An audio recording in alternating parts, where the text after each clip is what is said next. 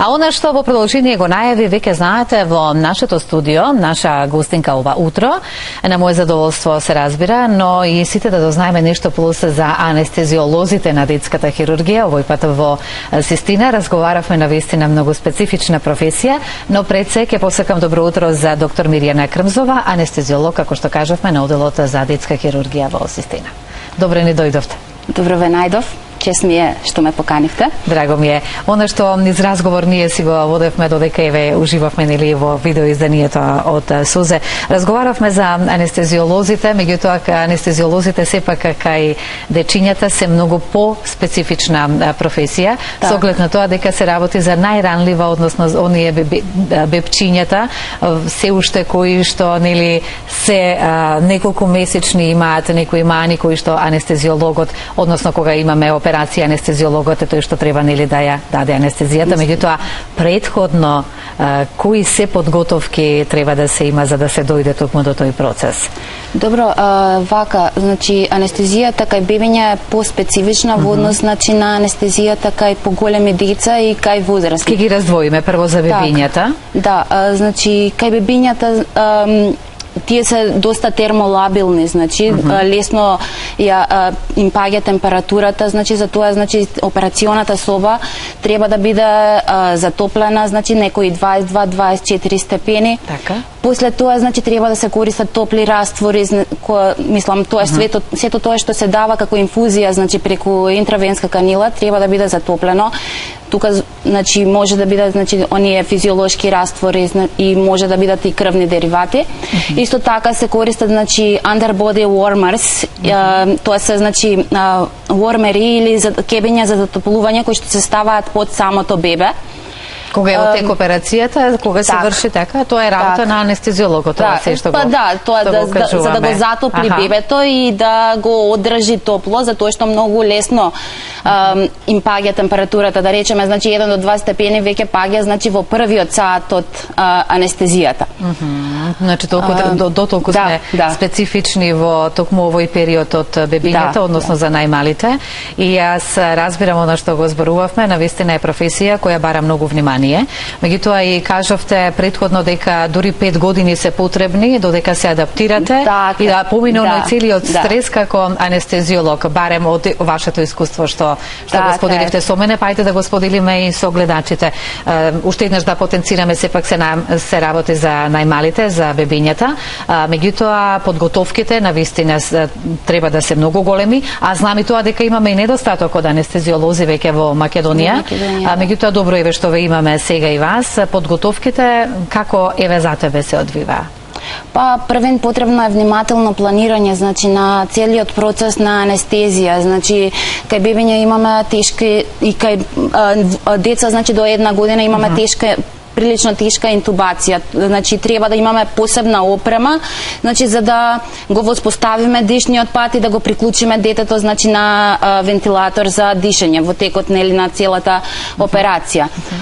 После тоа значи кај бебиња респираторниот систем или органите за дишење се уште не се развиени, не се целосно зрели и многу лесно значи им паѓа сатурацијата, ние викаме, значи тоа е концентрацијата на кислород во крвта. И многу лесно стануваат значи цианотични, тоест модри. Исто така значи има разлики во кардиоваскуларниот систем, значи бебињата имаат физиолошки шантови или комуникации помеѓу значи пулмоналната и системската циркулација. Од она што го кажавте и што ве слушнав сега, јас би сакала тука да опфатиме секако дека како анестезиолог, нели вие сте со доктор Чадиковски, еден од односно нашиот најпознат кардиолог за дечиња на детската хирургија, кој исто така ги врши операциите, вие сте да кажам во пакет заедно секогаш. Кои проблематики здравствени најмногу се кај бебињата? Дали се тоа срцевите мани или постојат можеби и други? Еве доколку некои гледачи сакаат да се вклучат и сакаат да постават прашање до вас, слободно ќе може, телефонските линии се отворени. Срцевата мана ли она кај бебињата која го прави најголемиот здравствен проблем, барем кај нас? Да, најчесто, значи, конгенитална вродена малформација, значи, кај бебиња се вродените срцеви мани. Значи, има и други, мислам, малформации, меѓутоа, значи, најчесто се работат срцевите, значи, малформации. Зборувам за таа неонатална или новороденечка возраст. Значи вродена мана, срцева вродена мана која бара хитна или операција, оперативен зафат, така, хитен за да се продолжи понатака. Да, за да се одржи, значи, детето во живот. Значи, во денешно време има доста палиативни техники, значи, кои што даваат време за бебето да порасне, значи, да крене килажа, значи, да направи возраст, за понатаму, значи, да се прави целосна хирургија. Значи, што доста го подобрува, значи, процентот на преживување кај бебињата. Верувам дека ќе знаете да ми одговорите и на прашањето со оглед на тоа дека како анестезиолог сте ги имале сите нели, ете, да кажам, искуства до сега, поминато со бебињата. Дали веќе од мајката знае кога го носи бебето дека или може да се забележи има срцева мана и дека ќе треба оперативен зафат да се направи на бебето? Да. Значи, најчесто тоа се, значи, пренатално, значи, диагностицирани комплексни срцеви мани, кои што, значи, изборам за оние кои што треба да се оперираат во неонаталната, новороденечката возраст, тоа се пренатално диагностицирани срцеви мани. Мајката, значи, е свесна, значи, за проблемот што го има, значи, бебето. Мислам, ако правела, значи, оние фетални ехокардиографии што се прават во текот на бременоста во 20 до 22 некоја недела, тогаш, значи, најчесто се откриваат срцевите мани. И значи веќе, значи, таа мајка, значи, треба да планира да се породи во центар, во кардиохируршки центар, кај што, значи, да, кај што може веднаш, значи, детето да биде згрижено и да се заврши тој оперативен. Треба да му се уклучи, значи, мислам, медикамент кој што ќе ги одржува феталните комуникации, значи, за да се одржи детето во живот, да кажеме, значи, да не затварат и да не... Што кажува вашето искуство како анестезиолог до сега? Имаме ли голем број на бебиња кои што се раѓаат со срцева мана, со оглед на тоа дека вие присуствувате и сте нели пред оперативниот зафат тука? Како ќе кажеме, каква е бројката кај нас во Македонија? Кај нас исто како и во светот, значи имаме некои 6 до 8 значи бебиња на 1000 живородени бебиња кои што имаат вродена срцева мана, кој што е да. Што е, значи... Имаме ли тие податоци, можеби, зошто е тоа така и зошто имаме често таков случај кај новороденчињата кои што веќе ја имаат таа срцева мана и треба да се направи оперативен зафат? Најчесто, значи, тоа се наследни фактори. Сепак и генетиката си го зема своето. Тука се, значи, фактори, значи, здравствената состојба на мајката во текот на бременоста, пушење, диабет, вируси некои ако имала мајката, алкохол, значи лекови некои ако примала, сето тоа придонесува, значи, да се јават вродени малформации кај бебето. Значи, ова се факторите кои ги кажавме, ги наброивме и века како еден совет до мајките и апелираме, значи, да пушењето настрана, алкохолот истото. Тоа се подразбира, меѓутоа еве да потсетиме затоа што сепак сигурно дека имало случаеви токму од бебиња кои што се родиле со срцева мана, факторот бил и причината била ова што сега ја кажавме. Така, да. И надворешни фактори нормално, значи зрачење, значи зрачењето го имаме. Според сите показатели. Така. Ајде сега повторно да се вратиме да се разбира на вашата професија како анестезиолог. Па би сакале малку подобро да ве запознаеме. Зошто вие се одлучивте за анестезиолог, еве поготово кај дечињата? Па анестезиолог, не знам, онака некако ми дојде. Спонтано. Значи спонтано, значи во анестезијата, значи, представува предизвик, значи, за секој лекар. Значи, јас зборам, значи, анестезиологот секогаш е комплетен лекар, значи, треба да има познавање од сите области, значи, на медицината. Со што се сочува и како здравствен проблем пациентот. Така, да. За детски анестезиолог, па, значи... Со оглед на тоа дека е најспецифичната професија, можеби. Значи, давањето на анестезија кај дечиња може да биде голем предизвик, меѓутоа, како да кажам, тоа е и доста, значи, голема награда, значи, која ќе го видиш детето, значи, како си оди од болница, излегува, значи, се гушка со неговите родители, значи, тоа е најголемата награда за еден лекар, да. Како анестезиолог, еве, за кај бебињата, повторно ќе се навратиме, па ќе позборуваме и за малку повозрастните, да кажам, дечиња. Која е подготовката кај вас и какво е чувството кај вас, кога веќе треба, нели, знаете, да ја дадете она анестезија, каде што ги заспиваме, и потоа очекуваме, нели, да ги разбудиме, да, сите се плашат од будењето. Ете така, тој момент би сакала да го споделиме. Значи, значи пред се, значи тоа треба да биде безбедна анестезија. За да спроведеме безбедна анестезија, значи потребно е планирање. Пред се, значи, за анестезија кај бебења. Значи, треба да се одредат соодветните анестетици кои што можеме да ги дадеме. Анестезијата? Значи, анестезијата се спроведува, нели, преку давање на медикаменти, кои што, значи, ќе го отапат чувството на болка. Зависи од здравствениот проблем кој што го има пациентот. Така. Значи, кај бебења сите анестетици се прилично безбедни, затоа што тоа се краткотрајни лекови.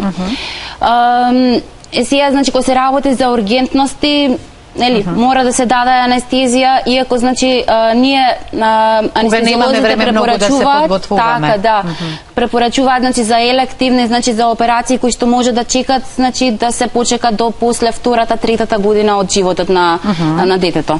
Така. Ајде сега малку и да ги опатиме оние повозрастните дечиња. Кажавме дека имаме често, за жал, случај кај нас во Македонија кои што се раѓаат деца со срцева мана, па е потребна веднаш, нели, во оперативен запад за да се продолжи понатаму со животот.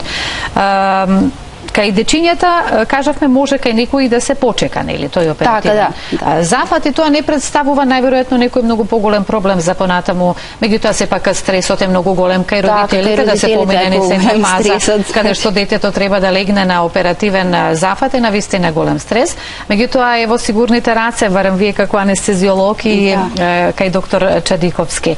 Оние подготовки за дечињата и за нивната анестезија, еве да ги опуштиме можеби оние родители кои допрва можеби треба да направат оперативен зафат кај своите дечиња, од која до која годишна возраст, значи, ги имаме овие здравствени проблематики кај што е потребен анестезиологот кај дечињата.